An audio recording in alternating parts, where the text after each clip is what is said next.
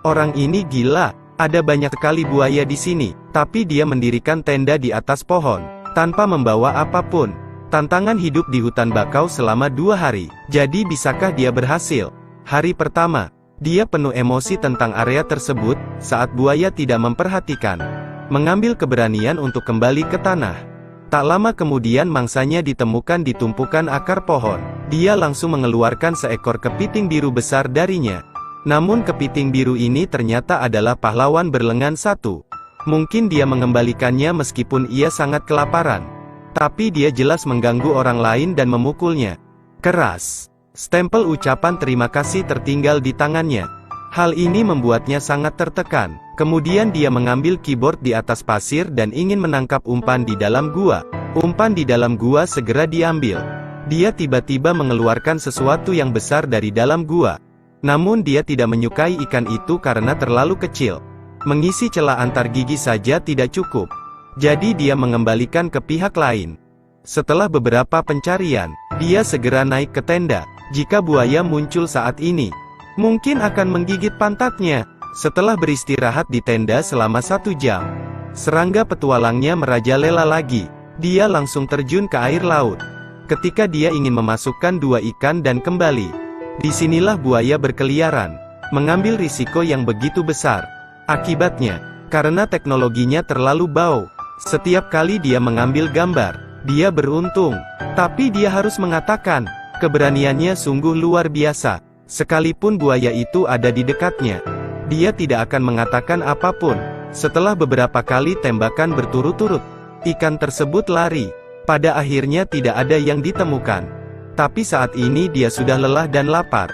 Untuk alasan keselamatan, dia memutuskan untuk tidur siang dan menunggu sampai air pasang surut. Saat matahari terbenam, air pasang juga sudah surut. Saat ini buaya juga sedang tidur. Dia melompat keluar dari tenda, berpikir untuk mencoba peruntungan di daerah sekitar. Lihat apakah Anda dapat menemukan sesuatu untuk dimakan. Namun setelah beberapa kali mencari, tetap tidak ada. Sebentar lagi akan gelap. Tapi dia belum menemukan apapun untuk dimakan. Tepat ketika dia hendak menyerah, menemukan sosok biru di bawah tumpukan rumput. Dia mengulurkan tangannya dan menarik orang lain keluar dari gua. Aku akan menjadi anak baik. Ini adalah kepiting besar. Meski dia hanya punya 1 tang, bahkan setengah dari 1 kakinya telah hilang. Tapi dia tidak keberatan lapar. Kepiting barbek di malam hari sudah tersedia. Kemudian ditemukan lagi penemuan di bawah lubang pohon. Tangkap kepiting besar ini. Anda bisa makan lengkap malam ini. Dia menyeret orang lain keluar gua tanpa upacara. Dapatkan kepiting kedua saya malam ini. Dengan 2 orang besar ini, dia makan lengkap. Dia akhirnya bisa tidur nyenyak. Hingga keesokan paginya, dia memulai petualangan hari lainnya.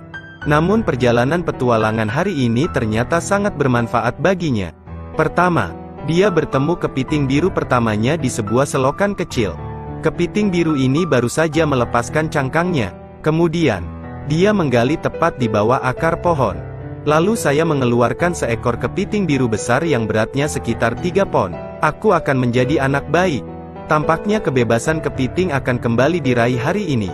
Dia berteriak dengan penuh semangat. Dan keberuntungan ini berlanjut. Kemudian dia menemukan sesuatu di lubang pohon lain. Setelah 2 menit kerja keras, kepiting biru lainnya ditarik keluar olehnya. Kepiting biru besar ini memiliki berat sekitar 2 pon. Hanya butuh beberapa menit untuk membuat hari hidup miskin. Di mana petualangannya di sini? Ini hanya untuk menikmati hidup. Namun, keberuntungannya belum berakhir. Di gua ini, dia menemukan barang berharga lagi. Apa yang ada di dalam itu? Namun mangsa di dalam gua masih sangat ganas. Saya hampir menggigit lengannya beberapa kali. Namun setelah beberapa menit bekerja keras, tarik saja pria besar dari dalam. Dia juga bersemangat dan berteriak. Tidak heran dia begitu bersemangat. Kemudian dia mengangkat tumpukan kayu di tepi pantai. Masukkan langsung ke dalam api arang. Tuangkan setelah 10 menit. Kecoklatan di kedua sisi. Melihat kepiting yang begitu lezat, air liurku tidak bisa membantu tetapi mengalir ke seluruh lantai. Saat daging kepiting segar dan manis turun, adikku juga berhasil menyelesaikan tantangannya. Meski bertahan hidup di hutan belantara selama 2 hari 1 malam di bawah pengawasan buaya sangatlah mengasyikkan.